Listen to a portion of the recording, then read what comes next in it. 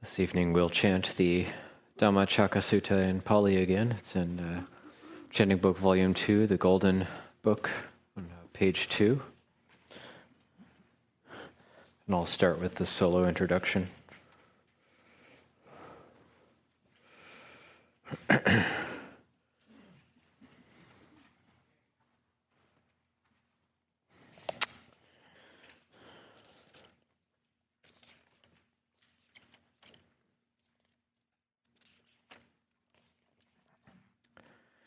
Sorry, page 3 is the Pali.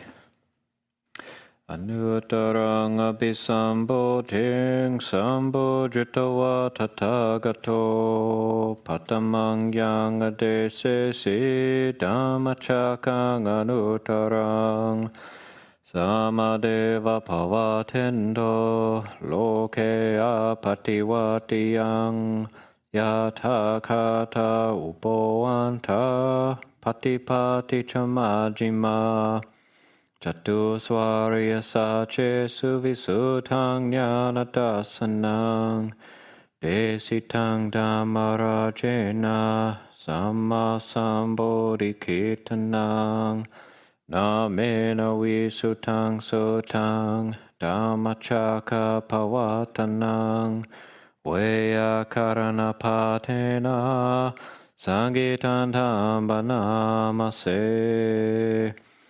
Evang me sutang ekang samayang bhagava paranasiyang viharati isipatane megadaye tatrako bhagava panchavagiye Bhikkhu amante siddhave me bhikkhave anda Pabhajitena nasevita payo chayang kame sukhama sukhalikanu yogo hino gammo potu janiko anariyo anatasanhito yo chayang atakilamatanu yogo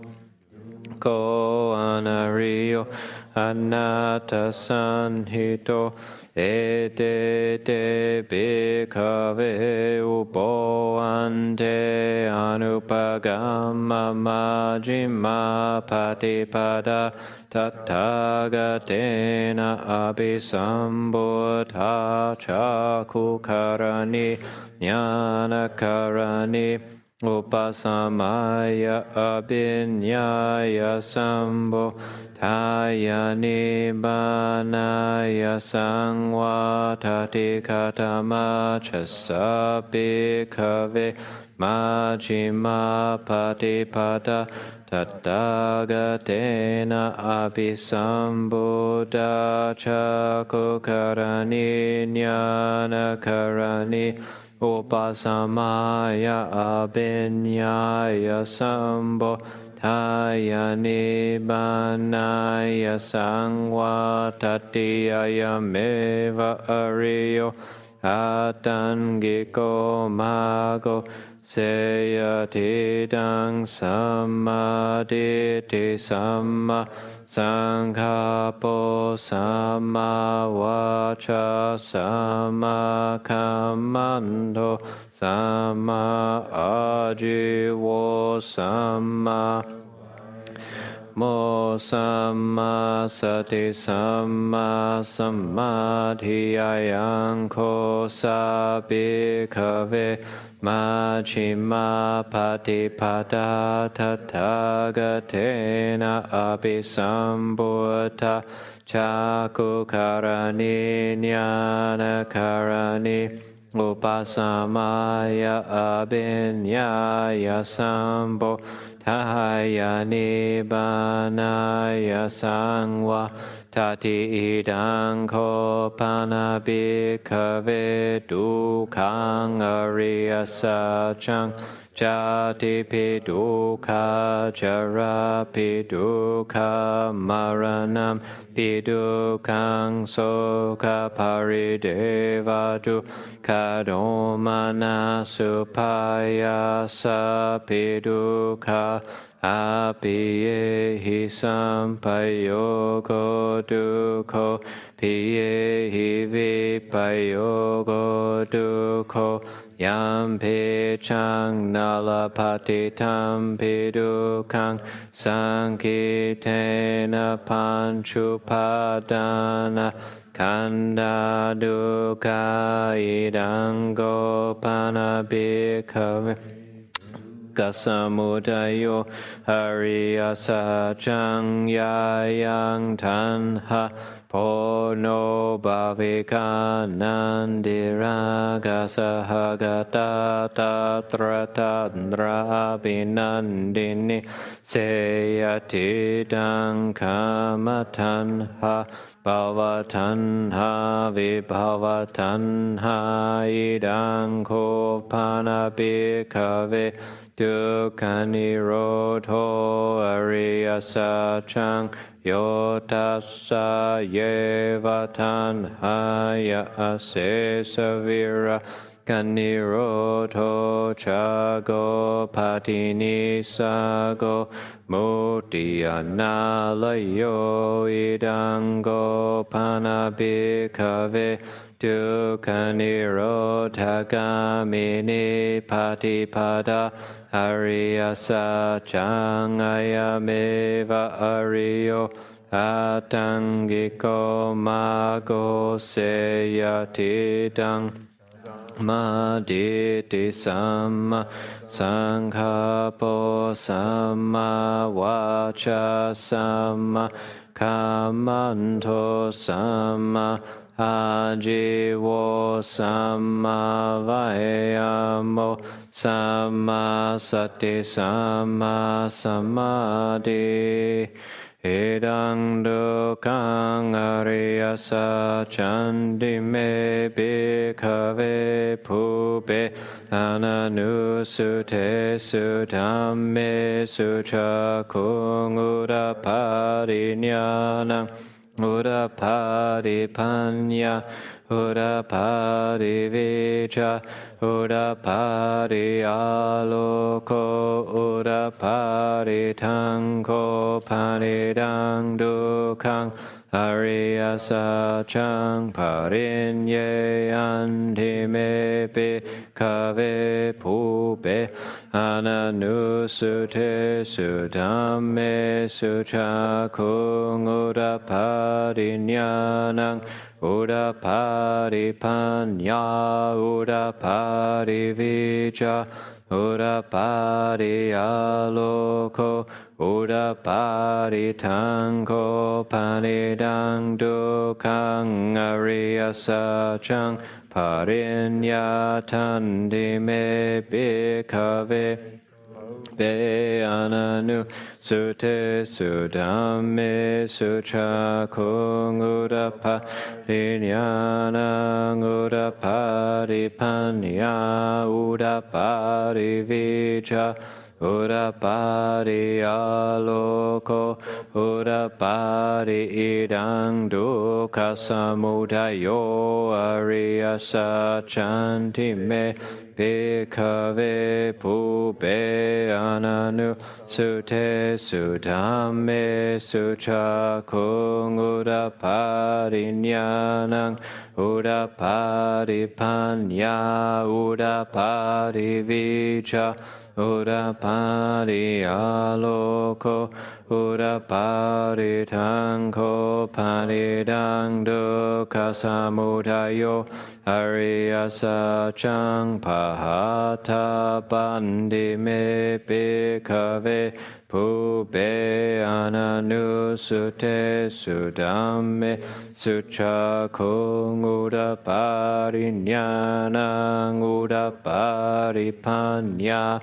udaparivija udapariyaloko udaparitangko panidang dukkha samudayo Sachang pahinanti me bhikkhave Pube ananu sute sudhamme suchakung udaparinyana udaparipanya udaparivija udapariyaloko udapari idang dukkanirodho ariyasa chandime Bhikkhave pube ananu sute sudhamme suchakung udaparinyanang udaparipanya udaparivija Aloko udaparitangko panidang dukkanirodho Ariyasa changsa chikata pandime Bhikkhave pube ananu sute sudhamme suchakung udaparinyanang udaparipanya udaparivija udapariyaloko udaparitangko panidang dukkanirodho ariyasa changsa chikatanti me bhikkhave ananu sute sudhamme suchakung udaparinyanang udaparipanya udaparivija udapariyaloko udaparita dukkanirodhagamini patipada ariyasa chantime bhikkhave pube ananu sute sudhamme suchakung udaparinyanang udaparipanya udaparivija udapariyaloko udaparitangko panidang dukkanirodhagamini patipada ariyasa chang bhaveta pandime bhikkhave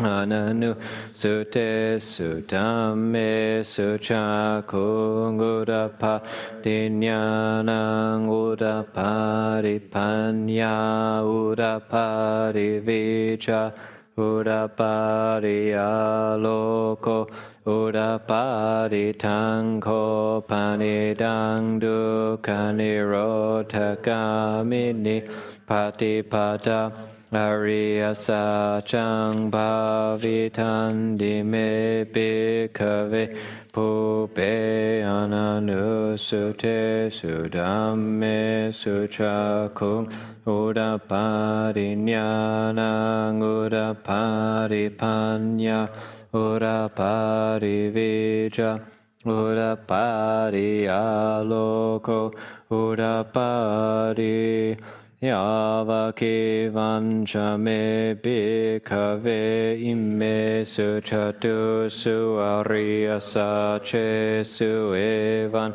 tiparivatang doa tasakarang yata bhutang jnanatasanang nasuvisudang ahosi nevatava Hang bhikkhave sadevake loke samarake sabrahmake sasamana brahmaniya pajaya eva manusaya anuttarang samma sambodhing abhisambodho Pachanya sing yato chako me bhikkhave me suchatu suariyasa jesu evanti parivatang dovata sakarang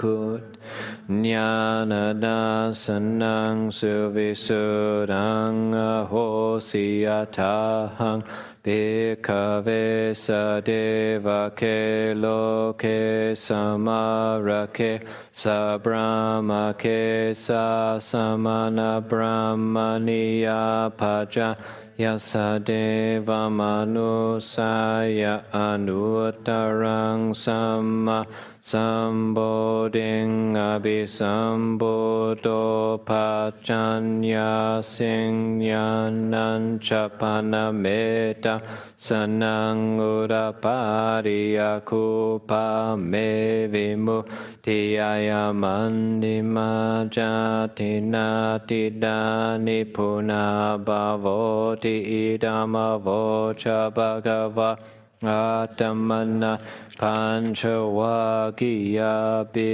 กขุภะคะวะโตปัสสิทังอภินันตุงิมาสมิญชะพานะเวยะคารณะสมิงบัญญมาเนอายสมัตโตโคนดัญญาสวิราจังวิตามัลลังธัมมัจจาคุงอุรภาริยันคินชิสมุทัยธัมมังสัพพันธังนิโรธธัมมันทิ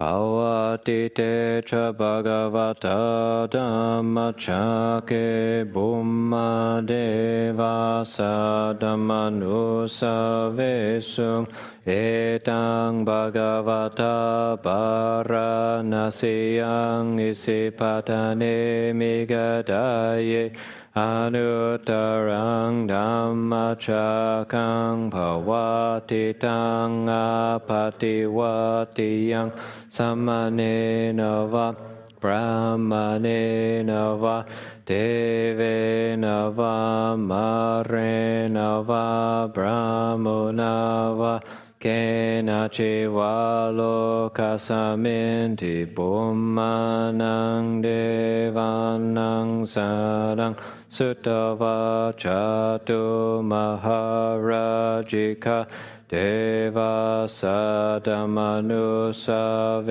สุงชาตุมหาราจิกานังเดวานังสาดังสุตวะทาวทิงสาเดวาสัตมนุสาเวสุงทาวทิงสานังเดวานังสาดังสุตวายามาเดวาสัตมนุสาเวสุงยามานังเดวานังสาดังสุตวาทุสิทาเดวาธัมมานุสาเวสุงทุสิทานังเดวานังสาดังสุตวะนิมานารติเดวาสัตมานุสาเวสุงนิมานารตินังเดวานังสาดังสุตวะภารณิมิตวสวัติเทวาสัตมานุสาเวสุงภารณิมิตวสวัตินังเดวานังสาดังสุตวะพระมคาอิคาเดวะสัตมานุสาเวสุงเอตังภะคะวะตาปาราณสียังอิสิปะทะเนมิกะดายเยอนุตตรังธัมมัจจกังภวติตังอาปติวัติยังสัมมาเนนวะพระมาเนนวะเดเวนวะมาเรนวะพระมุนาวะเขนะชิวะโลกัสสมินติอิติหัตเตนะกันเนนะเตนะมุหุเตนะยาวะพระมาโลกัสสะโตอาภุกาชิอายัญจตัสสะหาสิ Lokadatu Sangham Pesam Pawe Tiapamano Cha Olaro O Paso Loke Paturaho Siatikame Wadewanang Devanubhavang Atako Bhagava Udanang Udane Seanya Sevatabo Kondanyo Anya Sevatabo Danyo ti iti hidang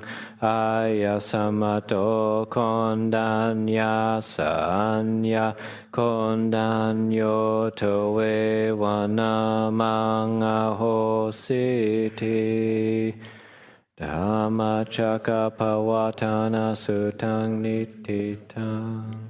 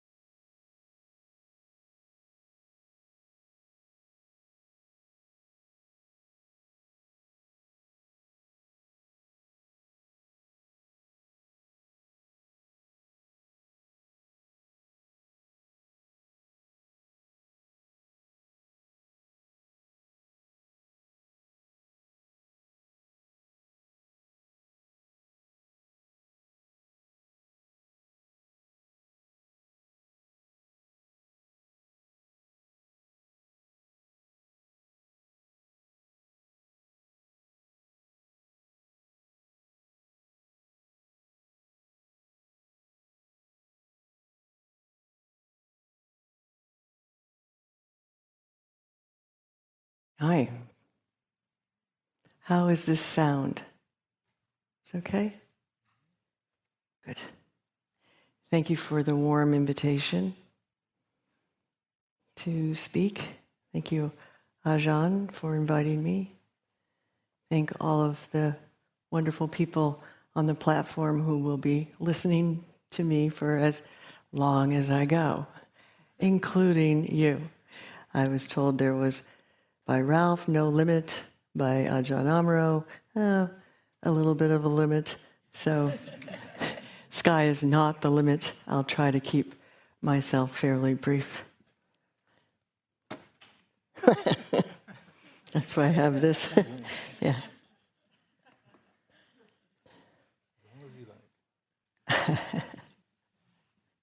And he knows me and still says that. That's great. So, of course, in this tradition, which I'm so fond of and have been in for 30 years, I would observe the monks and the nuns give talks and never, ever saw a note or a book, any kind of written or paper or even computerized reminder of something. And I thought, yeah, that's just the way it is. And so when I first started to teach, I never had a note. Once in a while I would bring a quote because I could tend to mix them up, and I don't want to mix up somebody else's words if I can help it.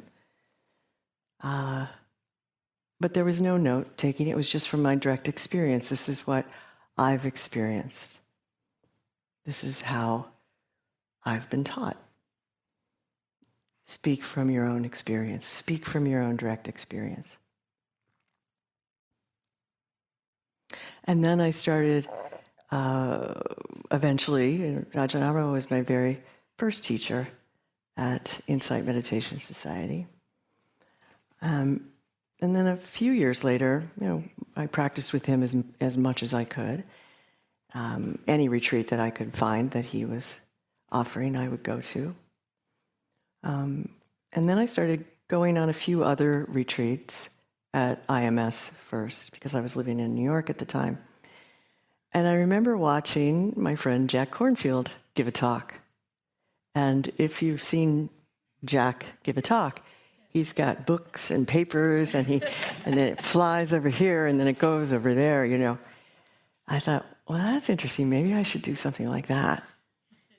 So I would bring some paper, when I was doing a day long, not just a short talk, but a day long.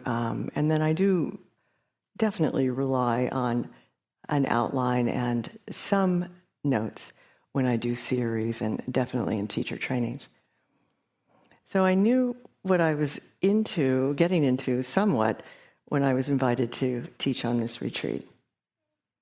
And I had a whole year to sweat it. I'm being a little facetious, but Ajahn Amaro invited me about a year ago.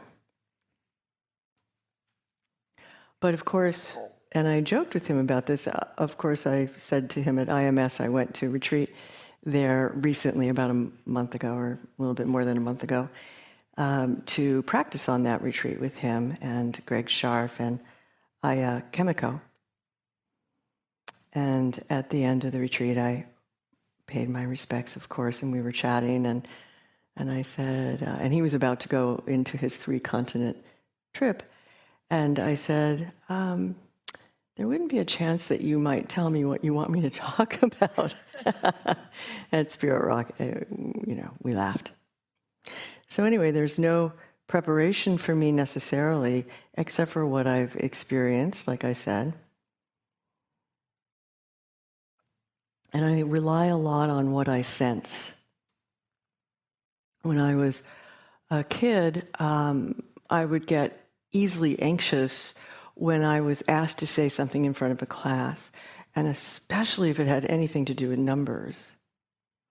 And I remember in 4th grade, I had a teacher that really wasn't so nice. And she would bring us up one by one, and hold up a flashcard, that's how we learned math then, with her bright red pointy fingernails. And she'd say, "What's this?" And the addition and subtraction I could pretty much get, but when it came to multiplication and division, I was gone. And I was so anxious. I didn't know what anxiety was at that time. Now I do. So I made up all these ways to sort of stall. I said, "I can't hear you." I remember this so clearly. And so she would speak a little bit more loudly. And I think I probably asked a couple of times. She probably thought I was hard of hearing, which I wasn't at the time. And then I said, "Can you hold it up a little higher?" So she'd hold the flashcard up just a bit higher, because what I saw was that if she held it higher, the light shone through it, and I could see the answer on the other side. So I sort of faked it. And then I flunked geometry 3 times, and then the rest is, history. But at any rate, fortunately, when you're practicing with the same teachers or in the same lineage, and I've practiced a lot in the Tibetan lineage, but mainly in the forest monastery tradition, you're hearing the same things over and over and over again, which is part of the beauty of the chants, yeah? Because they become embodied, really. We remember them, and then we start maybe chanting them when we're walking around, which is certainly a lot better than some of the other non-chants that we take with us when we're walking around. But at any rate, it was very early in my practice career, let's say, that I started recognizing that I could really sense my body without words, but because of words. So for instance, when I would be thinking, my body started to shift its shape. When I was feeling, as in emotions, my body would shift its shape. So maybe this sounds a little abstract, but what I was experiencing is clinging, an attachment or an aversion, which created some movement in my body. And not just mine, this is all of ours. So for instance, when I was hearing or smelling or tasting or thinking or feeling as an emotion, or seeing something that was, to me, unpleasant, my body would contract a little. It wasn't obvious. It's still not that obvious. It's become obvious because I know my body so well now, but it wasn't that obvious in the beginning. But as I sat more and more retreat, I could really sense the shifting of my body when I was thinking or when I didn't like something. And so I got to know clinging, the second noble truth, attachment and aversion, in a sensate way, which has been really handy for me. But I began to notice also the shape shifting of my body. Visually was sort of like a shape sometimes, or, when you project a light and then there's a shadow. That if I were to have a light on me and it projected my shadow would start to change what the form or the shape that it looked like. At one point, I would talk about this in terms of origami. So you have a beautiful piece of paper, and you fold it up, and it's a bird. Ah, fantastic. And then you unfold it, and it's a little creased, but it's just back to the piece of paper. And then you fold it up, and it's a boat. Ah, fantastic. And then you unfold it, and it's the piece of paper. Our bodies are shape-shifting or shifting shape, just like a piece of paper being folded into something, or just like we would see an outline of our body changing, rearranging its shape. And sometimes we can sense that in terms of a visual shape. Like oftentimes I would picture myself and really feel this way, like I was an inverted triangle. Come to realize through many years of just noticing that meant that my breath was being squeezed, that my belly was tight, my breath was being pushed up towards my head. It was upward lifting energy. And so if I were to draw out my body in those moments or during those times, it would look like an inverted triangle. What's a little bit more pleasant is to be a cylinder, maybe even a circle. I'm not fond of being square. I like to think out of the box, so I don't try not to picture myself as a square. But this shifting of shape, this rearranging that's happening all the time with the physical tissue of the body and the breath is fascinating on many levels. Our body senses thoughts and emotions before they're cognized. So when we start to become a little bit more attuned to that meaning the body, we can begin to have a little bit of a tiny bit more time for some choice. Just a tiny bit more time for choice. When we're sensing tension, for instance, we can breathe into it. Now we can do this in formal practice. You can try experimenting with it in formal practice, but you can also experiment with it in informal practice. For instance, when someone's talking to you, you might notice that you've tightened your belly or your shoulders are being squeezed. And if you notice that first, then you might be able to take a breath or two and relax that part of your body. Or you just take a moment before you say anything, and that pause can cut the trance. So you're not necessarily reacting, but you're responding. So being embodied is cultivated.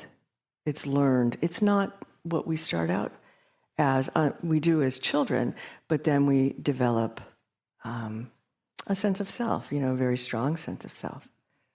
We form ourselves, So if you look at your body as your house is shaped and lived in particular ways. It's a phenomenological aspect of being alive and knowing oneself.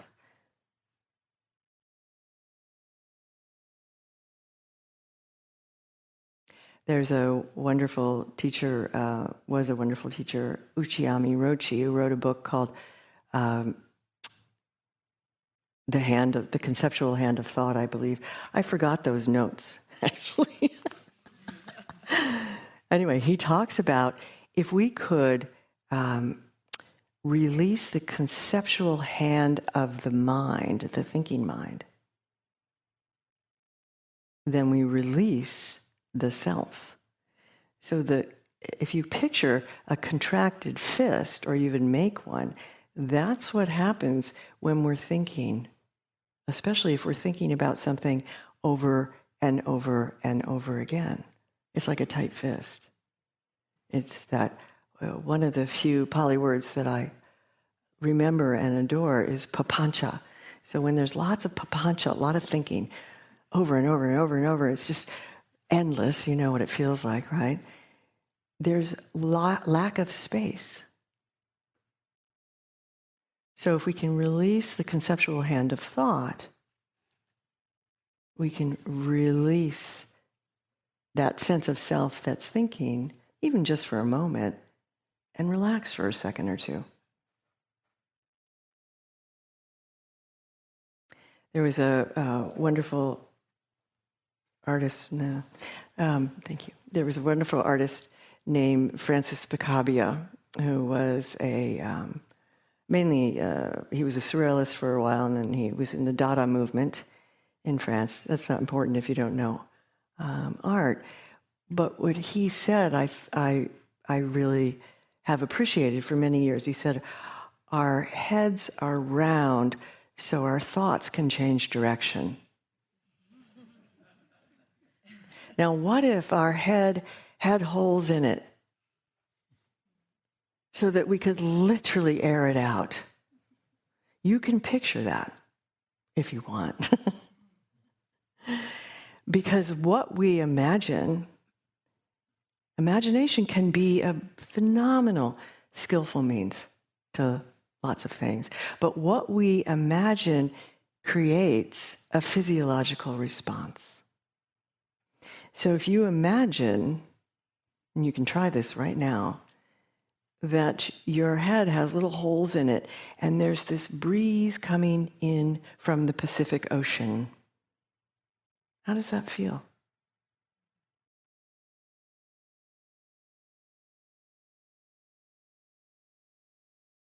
Or maybe you might be more comfortable imagining that the breeze is going in and out through your ear canal or ear canals.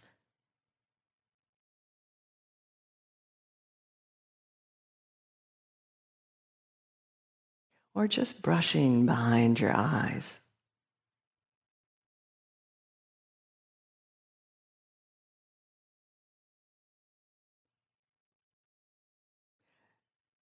So those are just some suggestions. And I highly recommend that whatever comes to you, when it does, if it does, that you give yourself permission to follow that. This is one thing that I've learned slowly, the hard way, is to give myself permission to just be. To be inside out, upside down, backwards, turned around. The one that needs to look at her clock, 1,000 times to remember what time it is right now.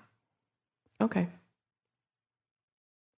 So when an image or some experience of breath comes to you that may not be what you've heard before or been taught, that's okay. The breath is actually showing you things. It's reflecting things. It can be like the bridge between the heart, mind, and the body. A beautiful breeze of a bridge. A little wind of a bridge. The Tibetans talk about mind as wind. Lung.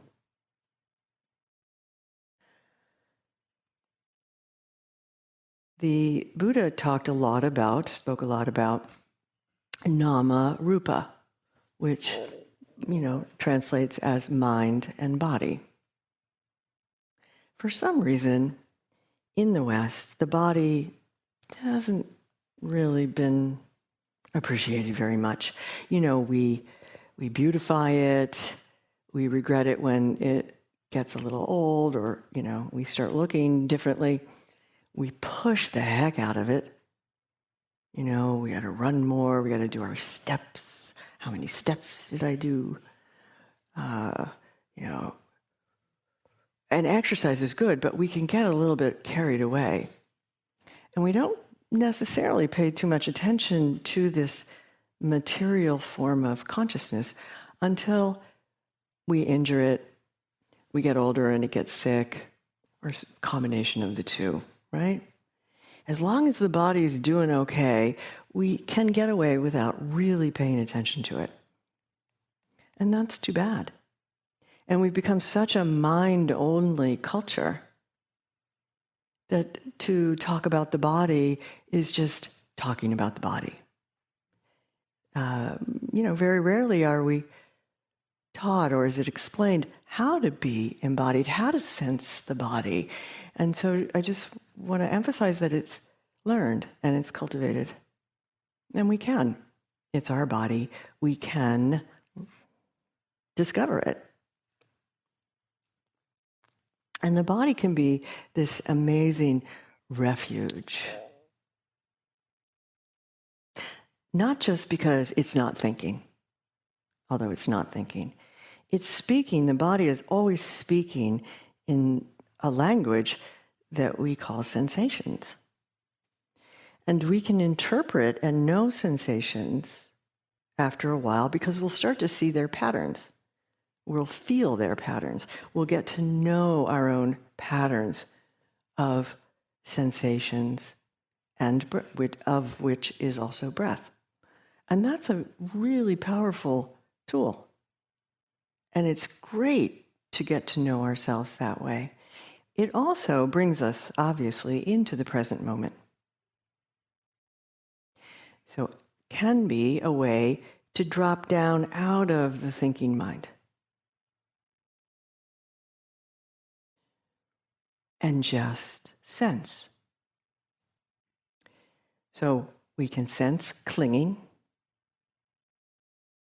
and we can possibly release it if we sense it as it's arising before it's caused too much trouble, either internal harm or external harm, or just one more habit, one more pattern, one more conditioning. And we can also pay attention to the link of the chain called Vedana in the dependent origination chain, which has been mentioned several times. So Vedana isn't necessarily like or dislike, but it's sensation, pleasant, unpleasant, and neutral. It often has a tag team of I like it, I don't like it.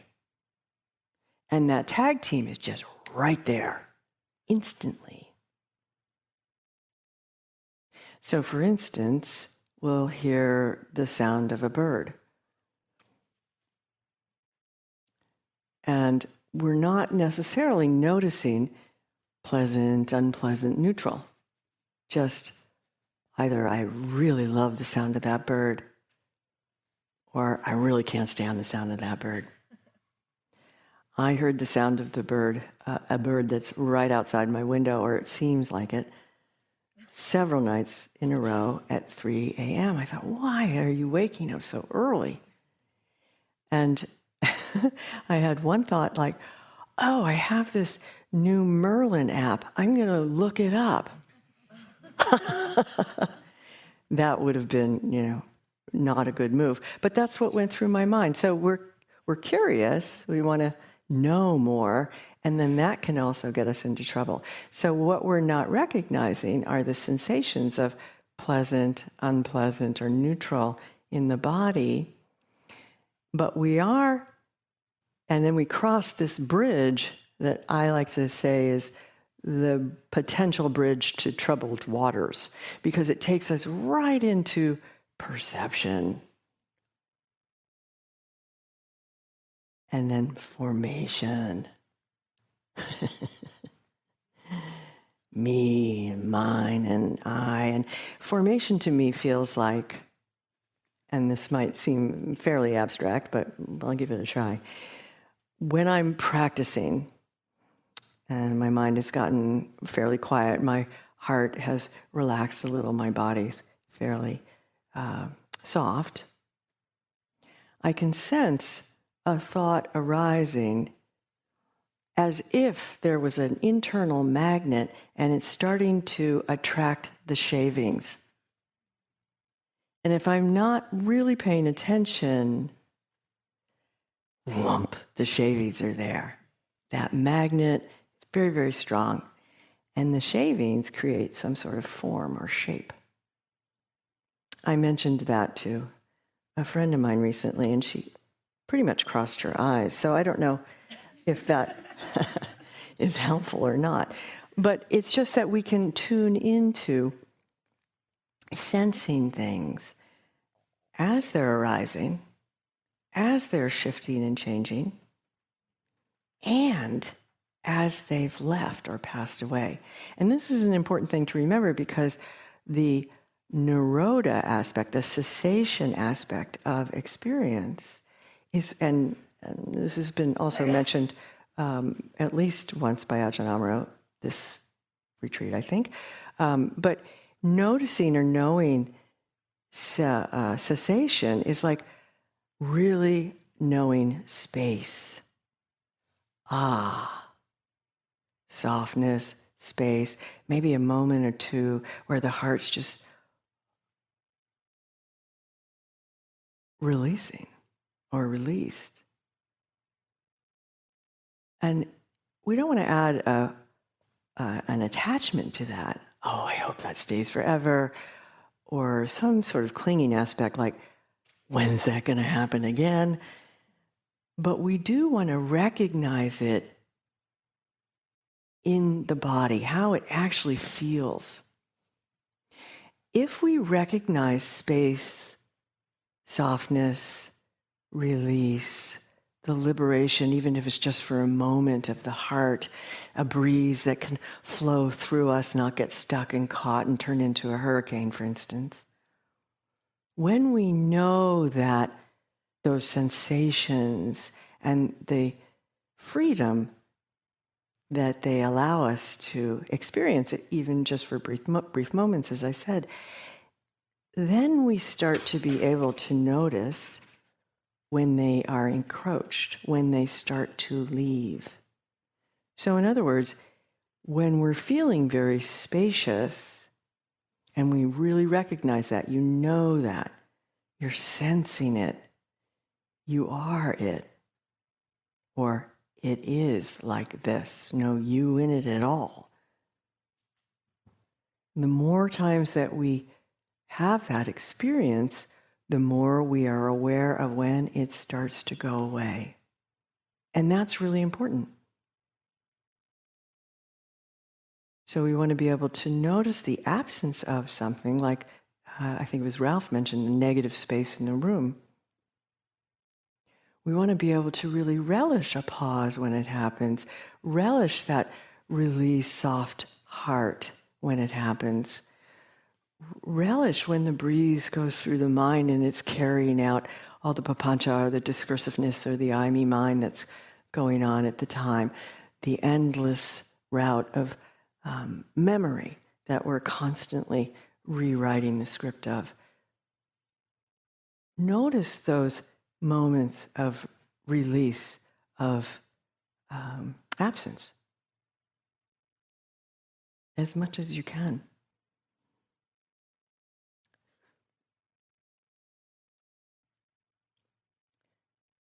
So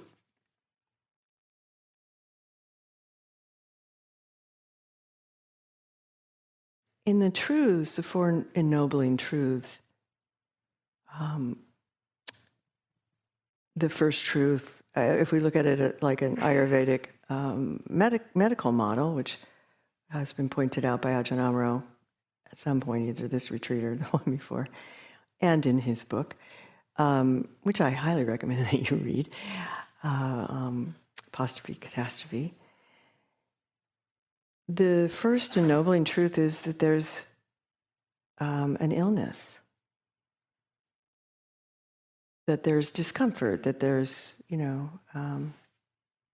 stress in the body, heart, mind.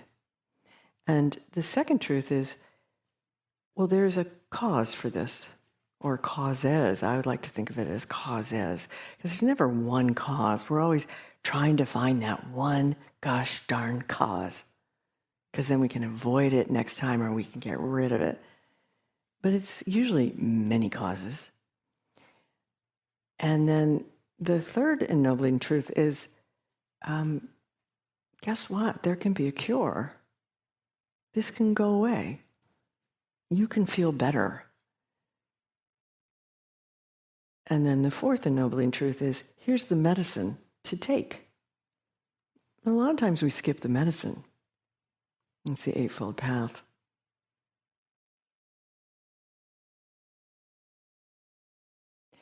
But if we pay attention to how we are at any given moment, where the breath is, how the body is, what's going on in the heart mind, then we can apply the medicine that might be the best for us in this particular moment. For instance, with practice, maybe if you're feeling very scattered, you focus on breath in one particular area, or your whole body breathing. Or if you're feeling too tight, then maybe you listen to sound. So these are things that most of you already know. But once we get used to applying a medicine or supporting ourselves, of being thoughtfully of benefit to ourselves, practicing ahimsa, not non-harming, internal non-harming, excuse me, turns into external non-harming too, usually. But if we practice that, we feel better. We start to feel better and like, oh, well, maybe I should remember what I just did. And it's very much like remembering what station we got on the train. Now, again, I didn't make that metaphor up. It's very well loved and used. But if we don't know when we got on the train, in other words, when we crossed that bridge of the Vedana bridge, and we're in deep, troubled waters, it's like getting on the train, not knowing where you're going. We end up in usually the same place over and over again.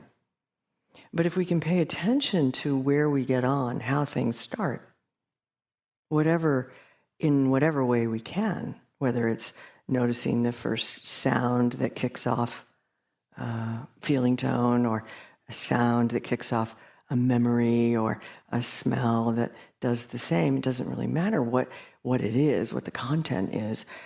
But once we know that we've witnessed, really, lived doing the same thing over and over and over again, we've experienced the same addictive cycle over and over again, the same patterns of behavior, of thought, of feeling, etc., over and over and over again, then we can start to track back and remember, oh, it started like this.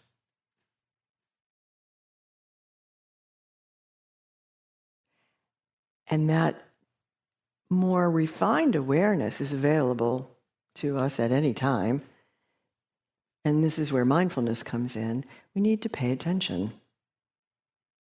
And part of practice that I really enjoy, the repetitive aspect of practice, is the forgiving aspect of practice, which is you forget, you remember, you fall down, you get up. You go off in some, interesting train of thinking or uncomfortable train of thinking, whatever. As soon as you recognize that, come back. Just come home. It's okay. It's natural, it's normal, it's nature. And we can start to move from being egocentric to ecocentric, getting to know, sure, we get to know ourselves, probably a little bit more than is healthy, or in ways that aren't healthy, but we can also get to know nature. The nature of arising and passing away, the nature of anicca, the nature of impermanence, the nature of sensations, for instance. And if we can observe over and over and over again, which is, again, why I like the repetitive nature of practice, then we really do get to know it. It becomes embodied. It's ours. And it doesn't matter what anyone says.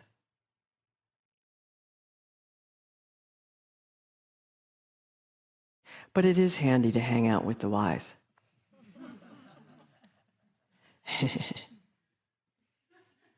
Highly recommended. Because our Sangha, our spiritual friends, remind us. They remind us. We remind each other. We help each other find our way back home. How nice. How beautiful. And an important part of Dhamma. The Buddha told Ananda it was the highest practice, the Sangha. We rely on each other. because we know what isolation does to the heart. It's not a good feeling.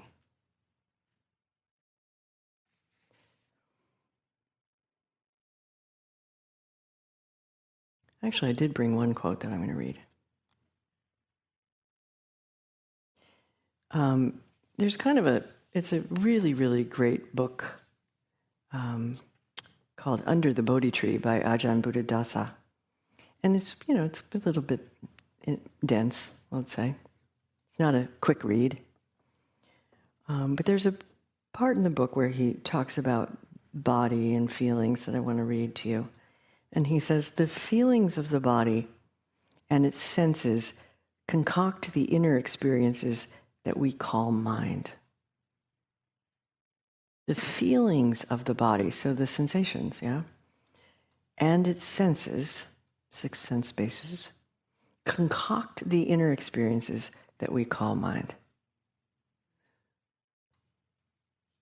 The ability, goes on, the ability to regulate the sensible feelings, regulate the power that they have over the experiences of mind, we call this understanding, knowing, in quotes, that Vedana are fabricators of mind, end quote. This is quote within his quote. And we are able to regulate that power so that it does not lead us to craving, clinging, and suffering. So this is all in the body. Dependent origination is pretty, can be pretty intense. And I was so relieved when I read in Ajahn Amaro's book, and I'd read it in different places, but when Ananda came to the Buddha and he said, yeah, this dependent origination, this is great. Everybody's getting a real kick out of it. And the Buddha said, really? Well, it's not that simple. But we don't need to understand it intellectually. And we can study it for sure. There's definitely a lot of very well-written material, excellent teachings that we want to listen to and be part of. But it's not necessarily study, it's experience. And in that experience, that direct experience, that witnessing experience, that observational experience that we have, especially on retreat, because we're given the luxury of the time to really watch the processes of the heart, to really sense the body in all its different iterations, shapes, forms, to really become intimate with our breath, where it is, where it's not, for instance. We get to know what's going on by seeing its patterns, by seeing the repetitive nature of some of the things, especially the things that cause us harm, that we create harm with. And if we bring a sense of kindness and tenderness to ourselves and know that, sure, we have our own wiring and our own history, very important to know, acknowledge, and pay homage to, but that we're so similar to each other that we don't have to take it all so personally. What a relief that is. So, not taking ourselves personally can also be enhanced by noticing sensations in your body. They're not personal. We can take them personally, of course. And we do. But they're not personal. There's heat and coolness and tightness and looseness, prickly and pringly, soft and hard. All of that going on usually simultaneously. It's concurrent. So there's always this coexisting arising of things. I'm going to pay attention to one or two things. Eventually, as we open and become more spacious, maybe allowing our minds to be just like the sky, which is such a, I think, very refreshing and well-known metaphor, then we can observe things moving through the sky without having to know what it is, where it comes from. I wonder where that plane is going. Oh, let me get Merlin app out and I'll figure out what bird that was. Or, I don't like rain. Things like that. We can just be like the nature of the sky that is so expansive, inherently infinite and vast, that it just allows. It doesn't have a preference. Oh, cloud, I don't like you. Go the other way. It's not like that. So if we picture our minds or even our hearts like the sky, it might help allow. Allow with softness, allow with tenderness, allow things to move as they will, but to really observe that. Observe that as much as we can. And notice the feeling of relief, of cessation, of release, of liberation, of happiness, of joy, appreciation, gratitude, metta, karuna, mudita. All of these are all natural states as well. And we can notice those when they occur. We can also cultivate them, of course. But they will occur naturally. Let's notice that. Let's notice that. Let's include that in what we are very aware of. So our vocabulary of what we get to know isn't just what we don't like. It's not just the negativity bias, that magnet that draws all the shavings in, the contraction, the clinging, the unpleasant, pleasant, or neutral that grabs on a bunch of perceptions and says, hey, come with me. It's not just that. It's also when there's an absence of the clinging, when feeling tone is noticed, but nothing happens after that, when there's this just space, noticing pleasant, noticing unpleasant, noticing neutral, and nothing moves that needle. Nothing changes the sky, or very little anyway. That's ease. That's liberation, even if just for a moment. Let's notice that.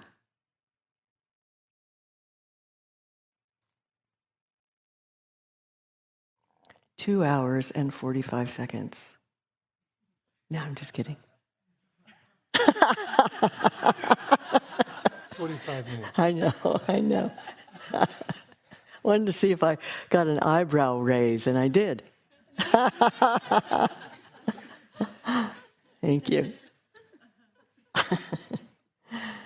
So I'd like to end with just a suggestion and maybe a little experiment. As you're here, whether you're standing or sitting, see if you can soften your gaze.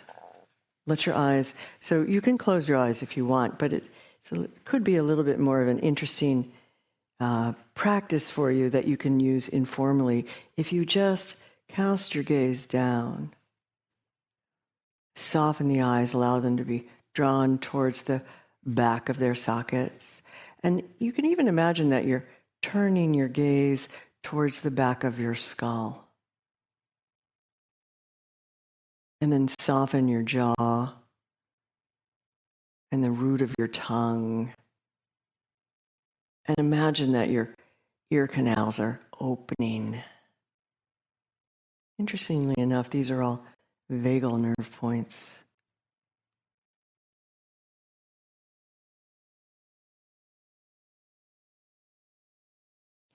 And with the eyes somewhat open or fully closed, what can you notice about being alive right now? Where is your breath?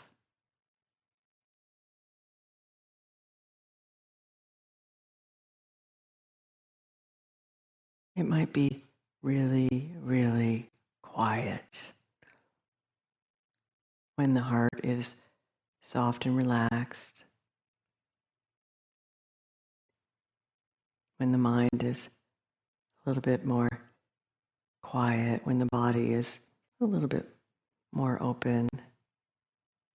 The breath gets very, very quiet, just like a whisper. But you can notice it somewhere.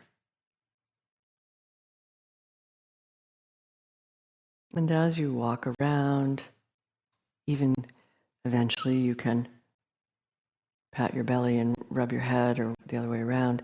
You can be noticing this when someone's speaking to you.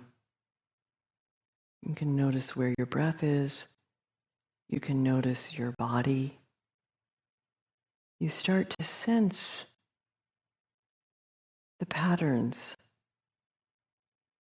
the sensations that are trying to tell you something.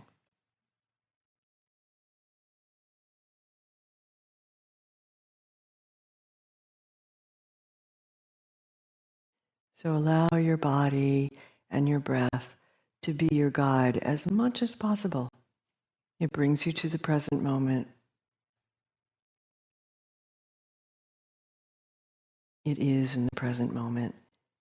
It's the material form of awareness of consciousness, just as important as the mental form.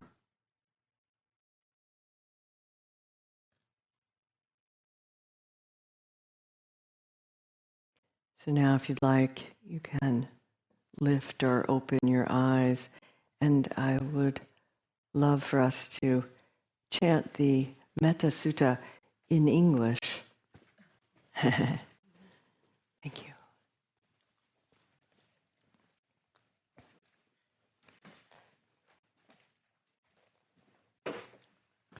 That's on page 37 yeah. in the dark brown chanting books. We can make a bit more light.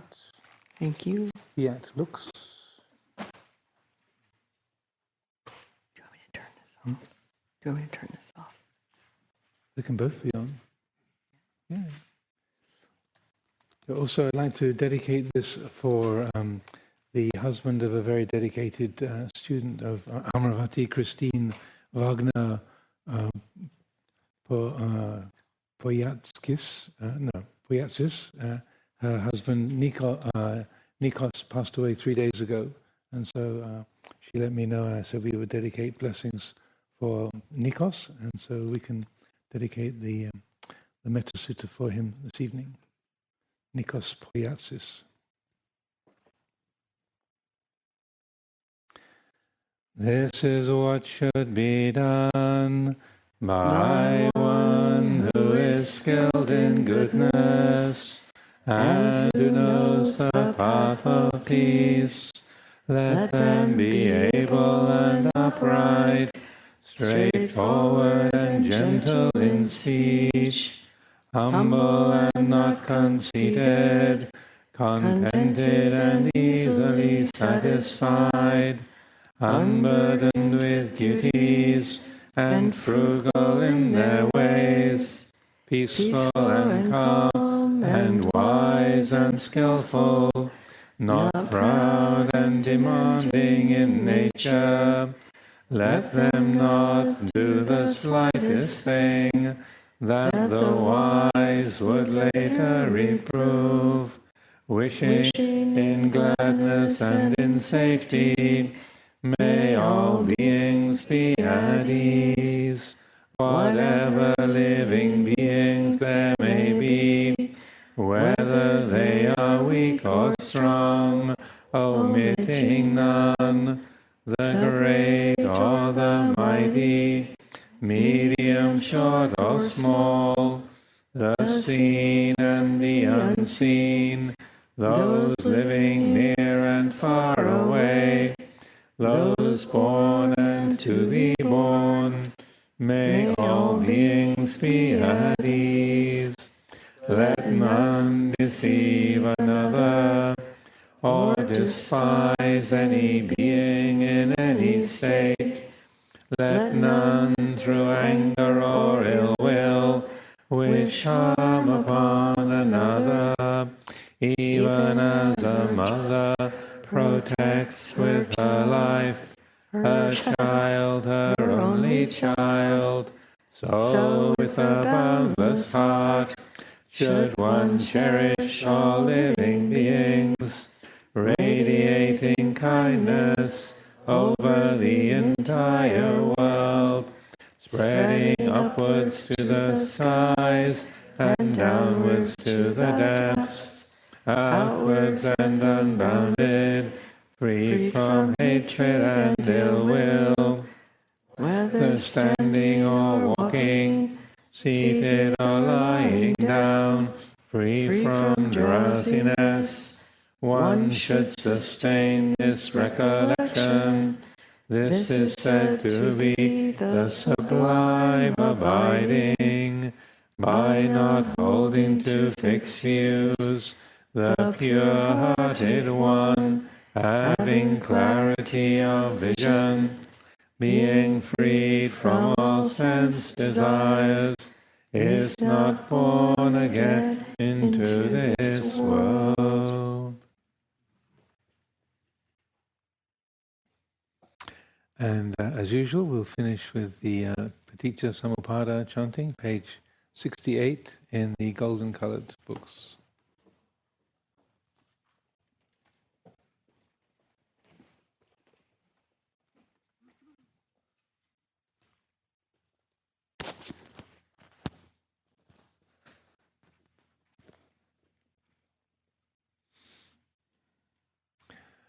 Avinja pachaya sankara sankara pachaya vinyanang vinyana pachaya namarupang namarupa salayatanang salayatana pachaya Paso pasamba chaya vedana vedana pachaya tanha tanha pachaya upadanang upadana pachaya bhavo bhava pachaya jati jati pachaya Jara maranang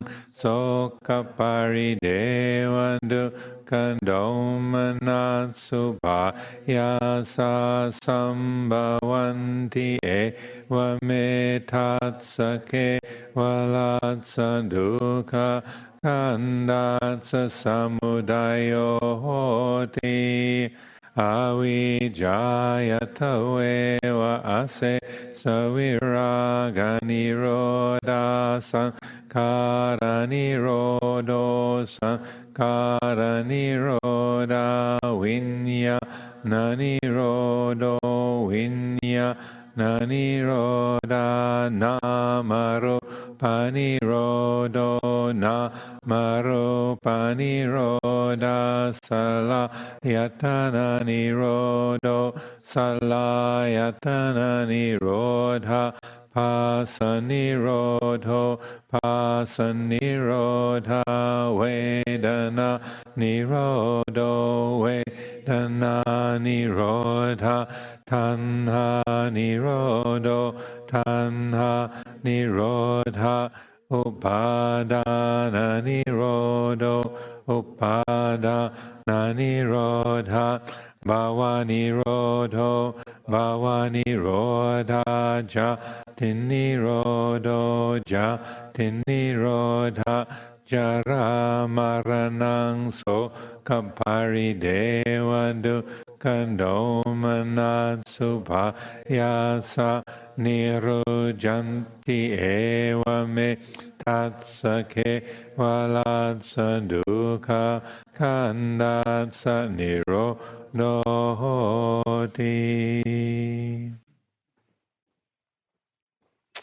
And then the closing homage in Pali, I think, is page 28.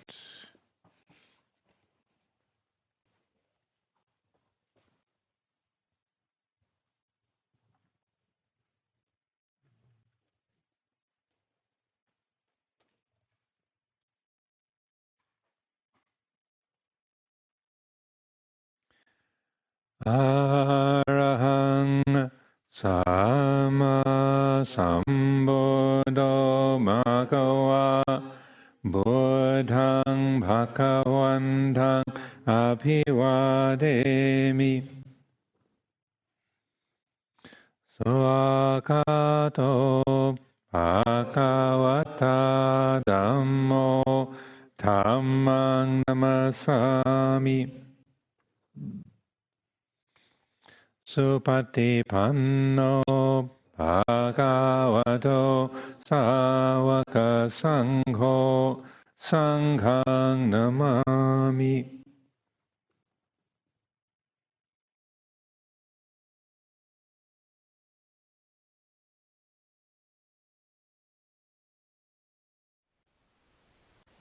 Thank you for listening. To learn how you can support the teachers and Dharma Seed, please visit dharmaseed.org.